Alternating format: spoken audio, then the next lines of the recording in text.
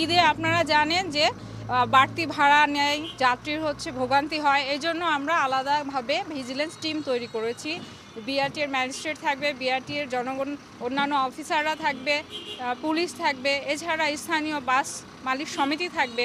তো আমরা এই ঈদে যে যাত্রী যাচ্ছে রাজশাহী থেকে, আমরা দেখেছি অতিরিক্ত ভাড়া এখানে কোথাও আদায় হচ্ছে না।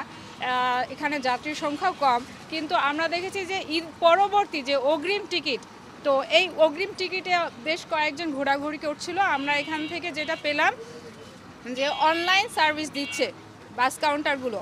তো অনলাইন সার্ভিসের ক্ষেত্রে তারা যে বিআরটিএ থেকে যে পরিমাণ ভাড়া নির্ধারণ করেছে, তার চেয়ে অতিরিক্ত ভাড়া অনলাইনে দেয়া আছে।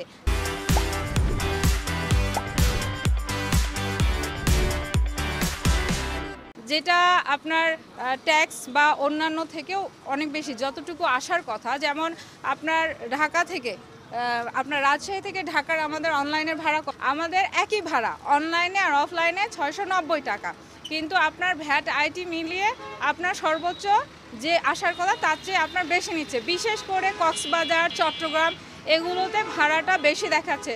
তো আমি এখানে এসে একটা ট্রাভেলসকে আমরা জরিমানা করেছি সতর্ক করার জন্য, এটা কাউকে ছোট করার জন্য না।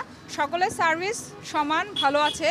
তো সবার মধ্যে দেখেছি যে একটু একটু করে অনলাইনে বেশি নেওয়া হয়েছে, কেউ 400 টাকা, কেউ 200 টাকা। কিন্তু এইটা আমাদের যে আইন আছে, সড়ক পরিবহন আইন, এটা 34 ধারায় বলা আছে যে ভাড়ার চার্ট অবশ্যই বাসে থাকবে এবং ভাড়া অতিরিক্ত নেওয়া যাবে না। তো যাত্রীর সংখ্যা মুখ্য নয়, এজন্য সঠিক ভাড়া নেওয়ার জন্য আমরা ভিজিলেন্স টিম তৈরি করেছি এবং সবসময় মনিটরিং করছি।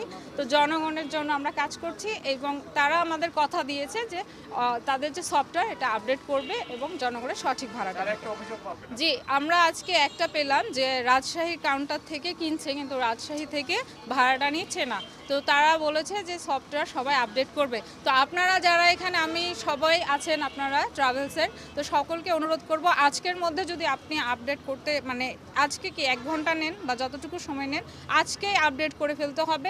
এই অনিয়ম পেলে আমি কিন্তু আমাদের যে আইনে বলা আছে কারাদণ্ড, জরিমানা, অর্থদণ্ড, আমরা যে কোনো করতে পারি।